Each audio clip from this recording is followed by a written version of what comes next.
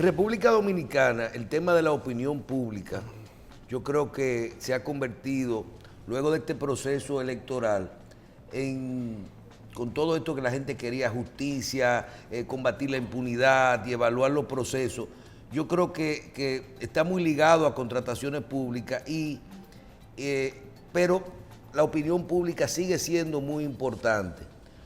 Uno, que le confesamos que conocemos la ley de compra y contrataciones, por lo menos los aspectos principales de las áreas que tienen que ver con nuestro trabajo. Le decimos que muchas veces nosotros decimos, Dios mío, la gente habla sin saber. Y la voz oficial, en algunos casos suya, que lo he visto, dar una respuesta diciendo, no importándole que no le guste a la opinión pública. Lo vi dar una respuesta, por ejemplo, de un funcionario que dice, él no tiene el 10% de las acciones de la empresa. Y eso es una decisión clara. Le pregunto, esos temas que son de opinión pública y que dicen, por ejemplo, tal institución, fulano tiene 5 hermanos trabajando, familiares, y tú revisas la ley y dices, pero esa institución no pertenece a contrataciones públicas porque tiene una ley especial.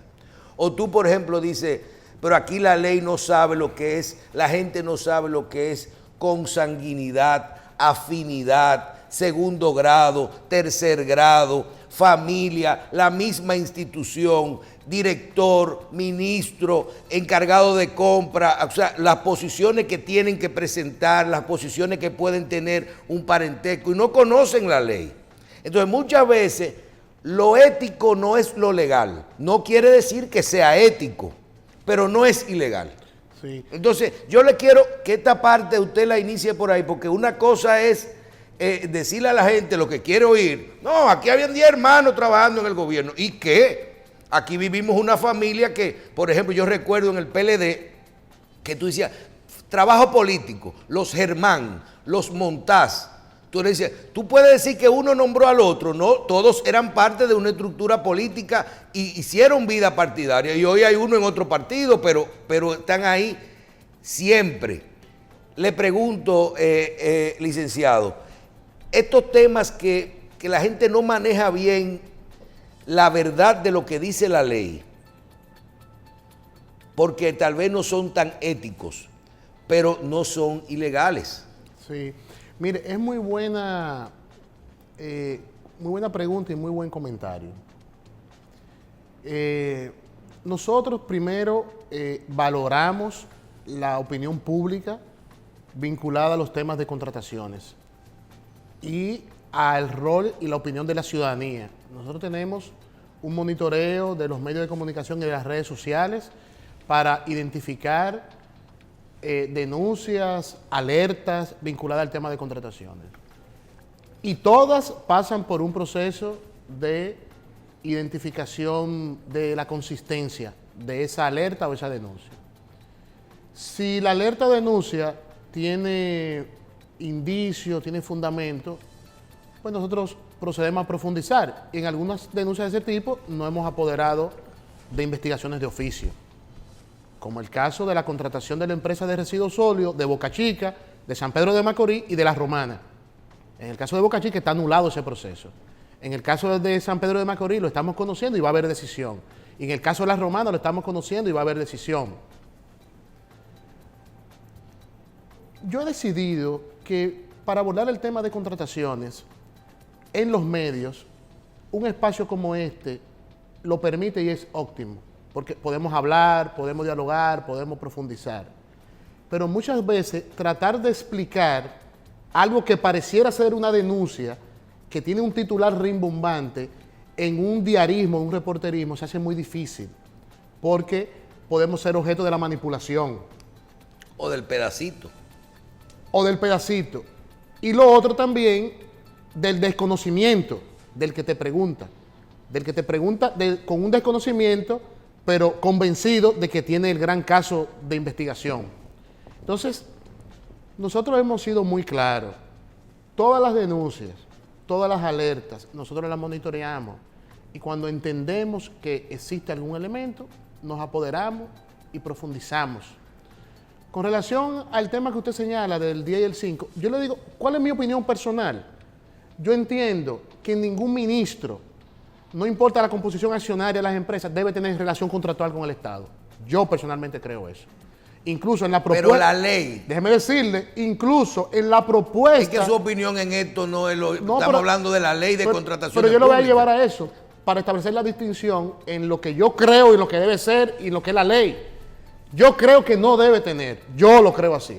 Incluso en la modificación de la ley, yo voy a incluir para la discusión el hecho que se elimine lo del el 10 o el 5, el 10%. Ahora, ¿cuál es la realidad ahora?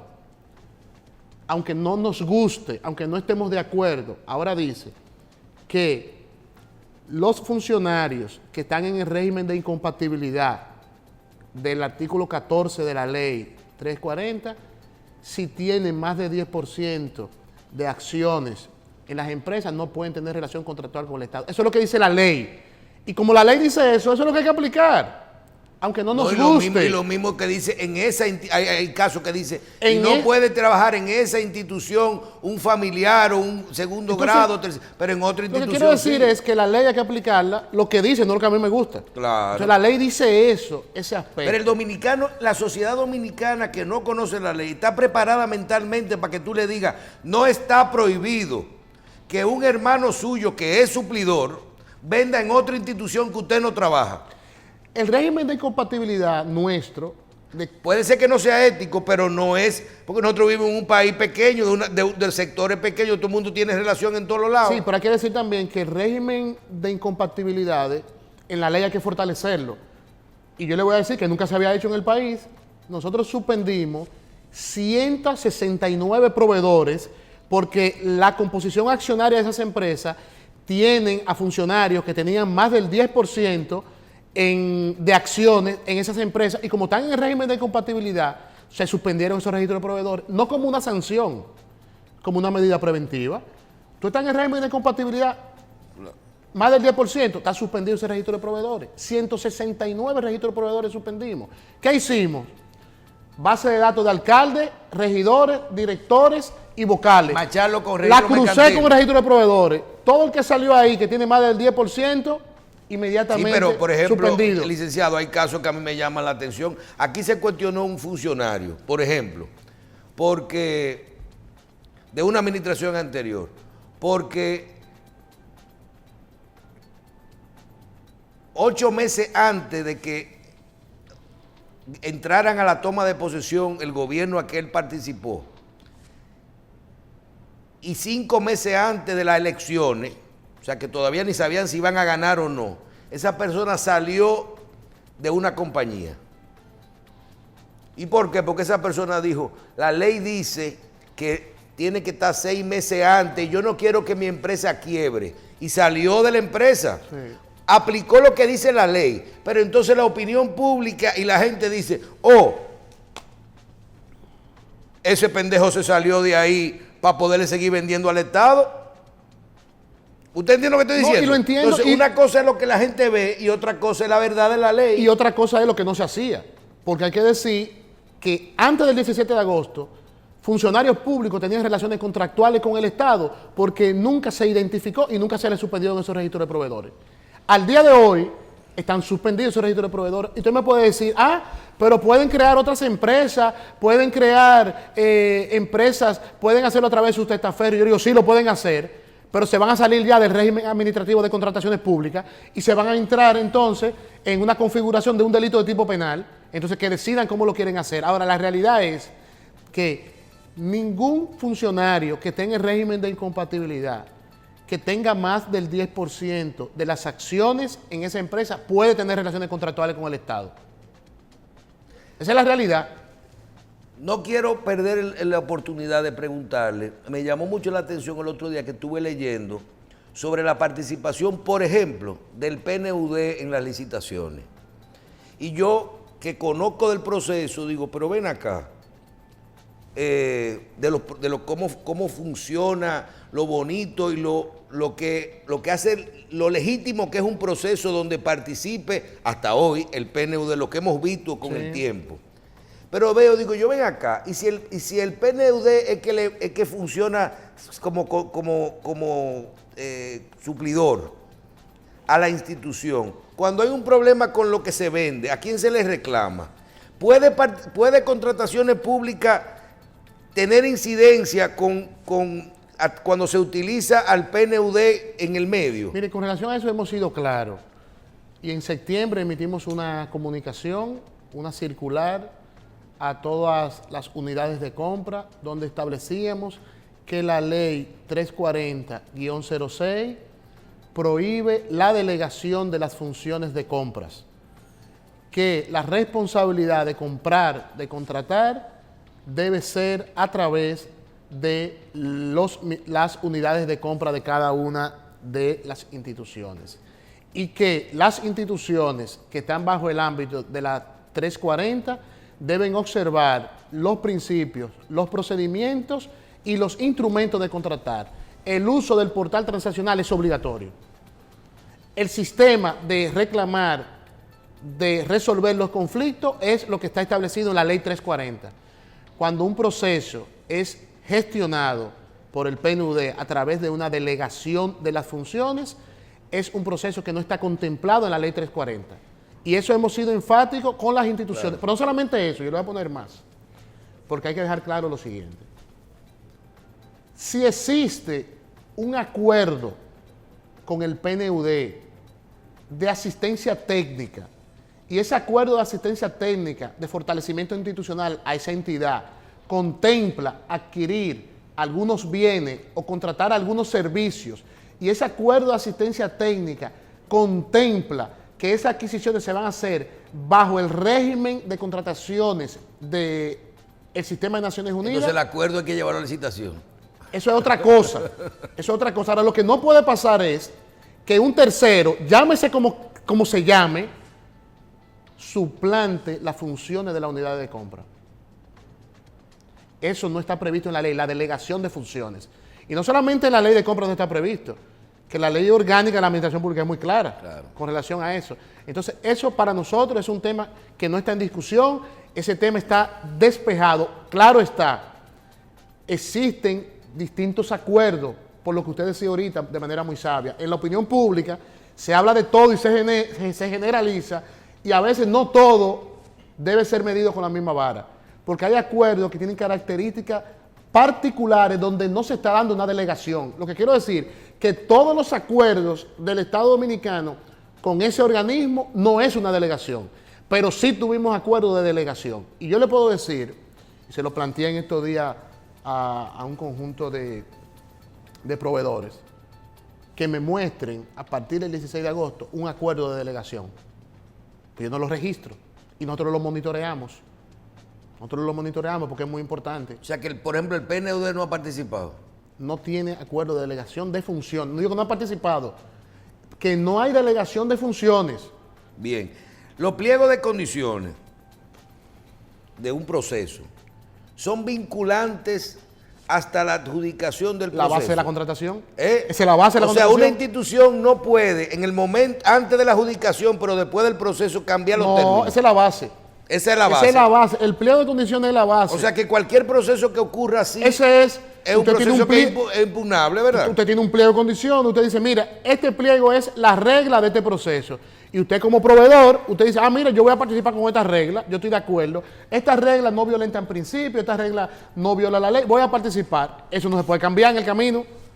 Decisiones que usted puede tomar ahí, sabemos que pueden crear un precedente o una jurisprudencia.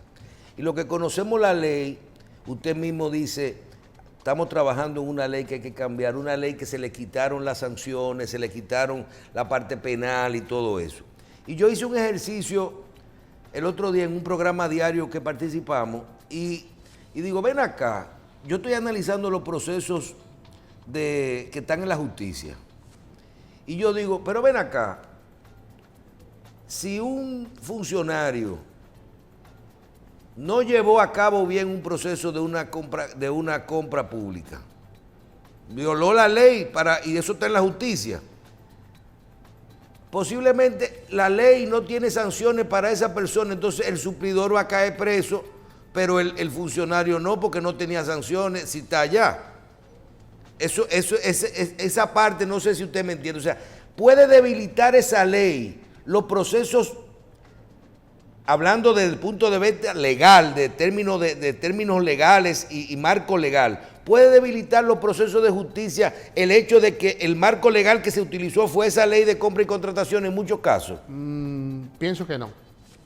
Pienso que no, porque puede ser, y no me gusta hablar sobre cosas específicas que no están planteadas claras sobre la mesa, pero pienso y estoy convencido que no, porque en algunos casos el problema no es si se violó o no la ley de compra, sino que se violó la ley de compra para un fin, y ese fin fue acumular y fue enriquecerse, o se configuró otros delitos complementarios.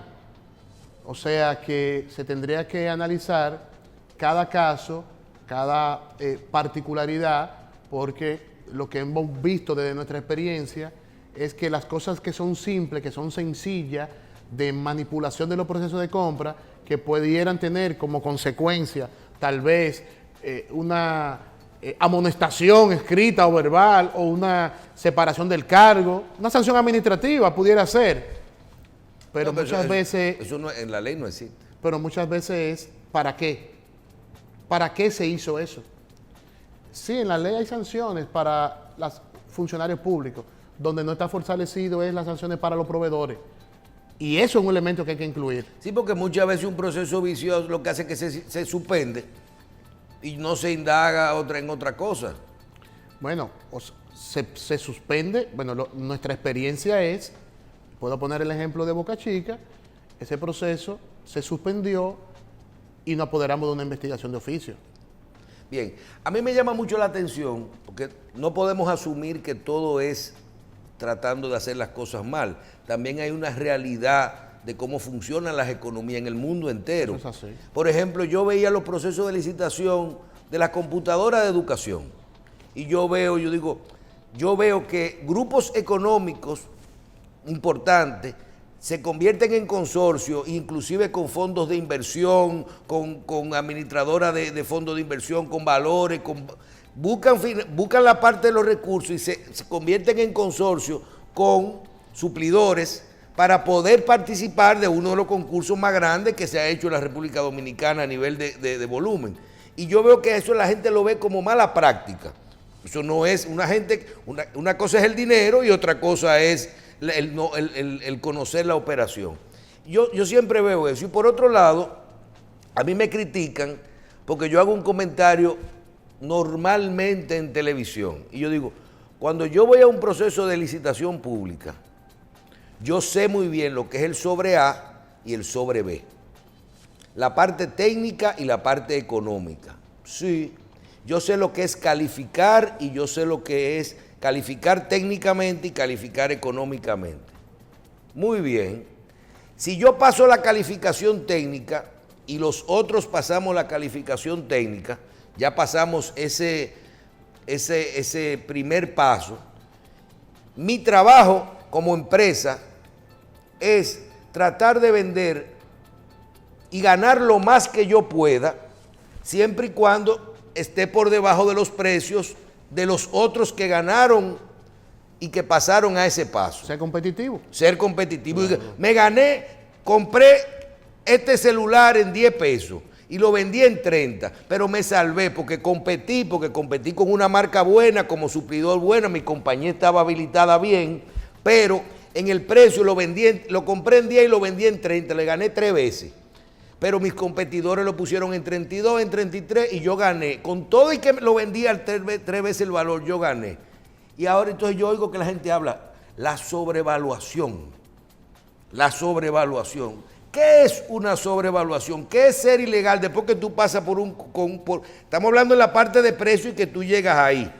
¿Qué es una sobrevaluación? Es muy buena pregunta y he escuchado en estos días mucho en los medios hablar de una sobrevaluación. Pero gente que no tiene una idea de lo que se está hablando, de la realidad. No, incluso porque mi costo, por ejemplo, al precio de referencia. Usted mencionó un dato, la forma de pago del Estado.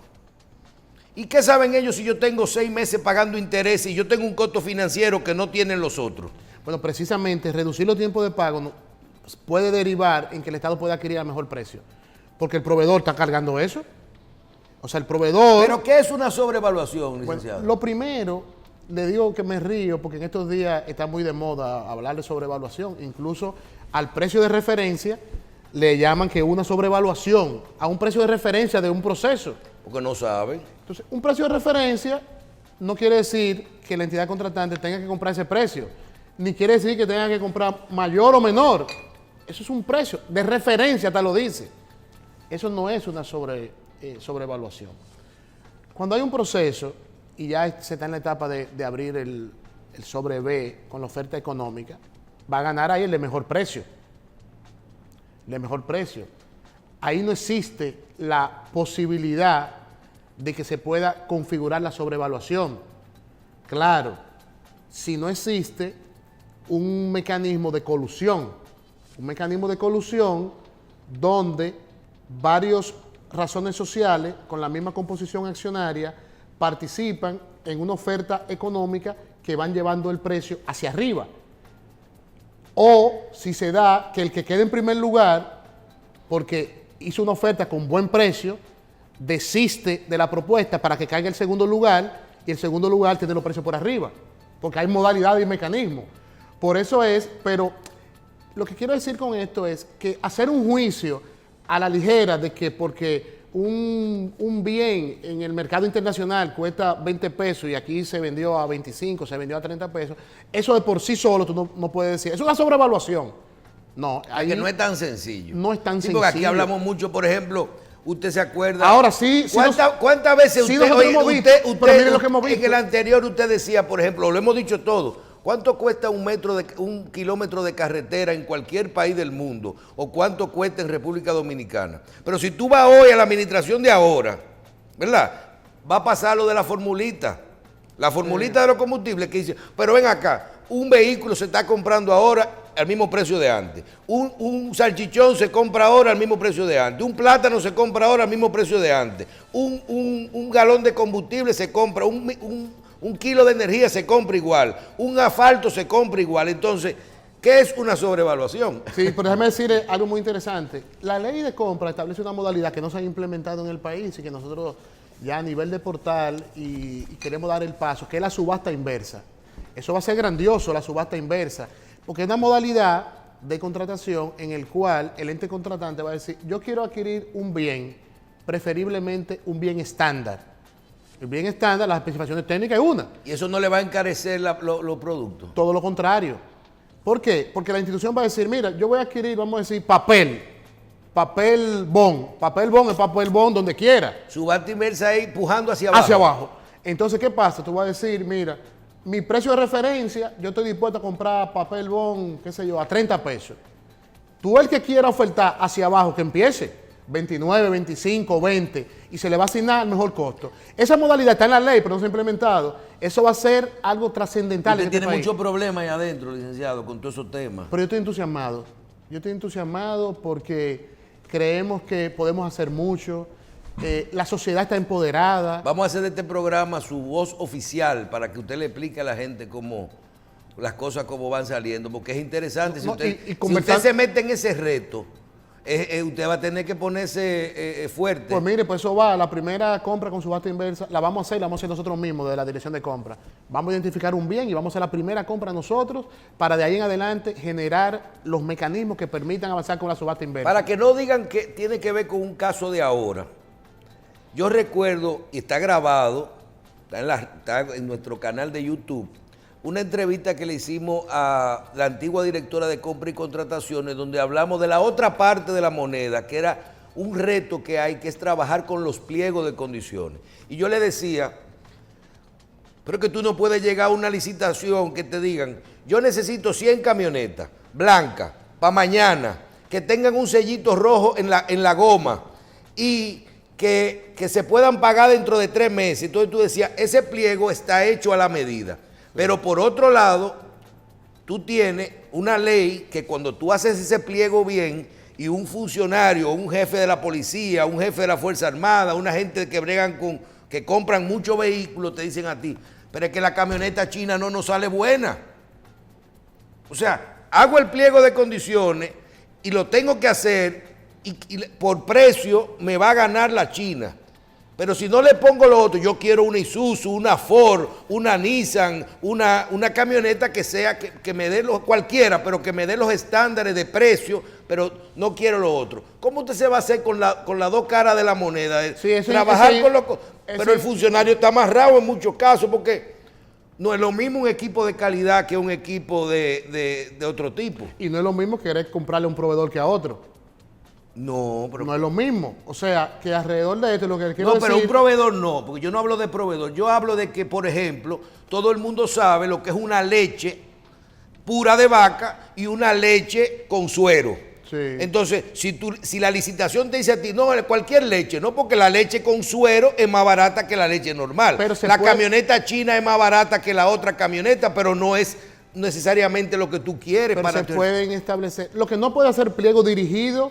ni directa, ni indirectamente, ni sobre mecanismo, que el que lo lea a simple vista. Y usted se va a ver todos esos pliegos para que no se han hecho a la medida de nadie. Lo estamos haciendo, y por eso el sistema de monitoreo de alerta preventivo, porque nosotros, y además la responsabilidad de las propias unidades de compra, que no pueden dirigir procesos.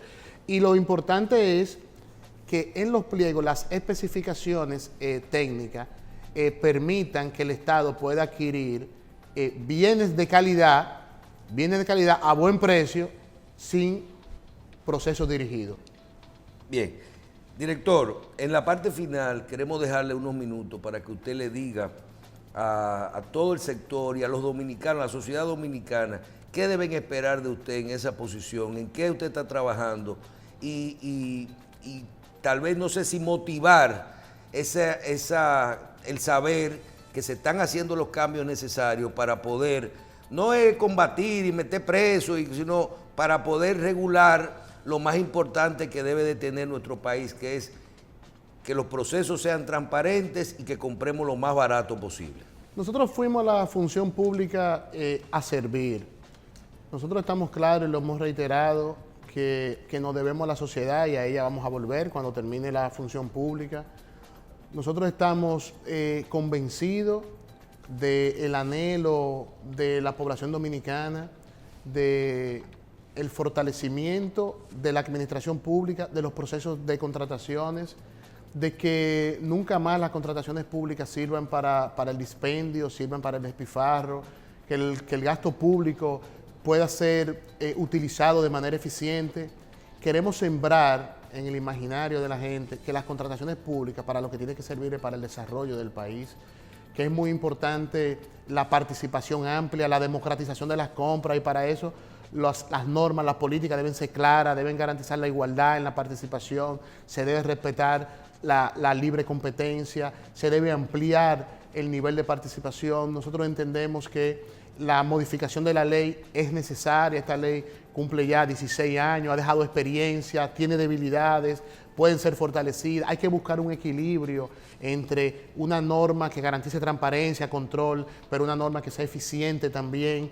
Nosotros estamos convencidos que los órganos o las agencias de contrataciones públicas de cualquier parte del mundo no son agencias anticorrupción. En el caso de la República Dominicana tiene que atender ese tema, pero su función esencial es garantizar la participación en el mercado público. Garantizar en la participación en el mercado público. Porque vender al Estado no es malo, la gente cree que es un delito. No, y no solamente eso, que las contrataciones públicas es una política pública. El Estado tiene que orientar su política pública hacia las MIPYME, orientar la política pública hacia la producción nacional, hacia la industria nacional, desde la perspectiva de la política pública. El tema es que nosotros nos sentimos muy bien con todo el apoyo, con todo el acompañamiento. Sabemos que el nivel de participación, de demanda, de activismo con relación a este tema en el país va a ayudar, va a contribuir a tener más ojos, más mirada y más aporte al sistema de contrataciones. Nosotros en los próximos días vamos a hacer público el borrador de anteproyecto, vamos a abrir una plataforma de participación para que todos los sectores, proveedores, empresarios, todos, unidades de compra, puedan aportar su visión para que podamos construir un proyecto de ley desde una visión conjunta y de una visión que tengamos una ley que pueda reducir las brechas, los escapes, pero al mismo tiempo que nos permitan procesos ágiles de contrataciones. Director, ¿cuándo tendremos noticias sobre las medidas cautelares de los procesos que están, por ejemplo, con las computadoras? Hay mucha gente que dice que se va a acabar la pandemia y no vamos a tener la computadora de... Lo importante es que va a haber decisión siempre. Nunca va a haber silencio administrativo mientras nosotros estemos ahí. Todos los casos van a tener decisiones. Y ese caso tiene características. Hay 2 recursos jerárquicos. Hubieron varias impugnaciones, que eso la atendió el ente contratante. Hay una solicitud de investigación y va a haber decisión sobre todos esos casos. Lo que nosotros hemos hecho con relación a los casos en 7 meses, nunca en la historia de la dirección había pasado. 229 decisiones al día de hoy, desde el 17. Todas esas decisiones, y nosotros estamos comprometidos a reducir los tiempos, pero nosotros también no nos vamos a dejar apresurar, porque nosotros vamos a cumplir el debido proceso, nosotros vamos a tomar decisiones con objetividad, nosotros estamos conscientes de los intereses, no de los intereses políticos, de los intereses económicos alrededor de las contrataciones, y por eso nosotros vamos a actuar con prudencia, pero vamos a actuar con mucha firmeza, y nadie a través de reclamos mediáticos nos va a llevar a apresurar decisiones y procesos, pero sí siempre va a haber decisión. Bien, licenciado, vamos a darle las gracias por su participación con nosotros hoy. En lo personal, tengo el placer de hoy estar conversando con usted. Quiero felicitarlo porque se nota no solo hablando con usted, sino con sus acciones, la voluntad que usted tiene en hacer un buen trabajo en esa dirección. Muchísimas gracias por estar con nosotros hoy y le damos las gracias por estar aquí. A ustedes por su audiencia y nos vemos la próxima semana en otra edición de Síntesis.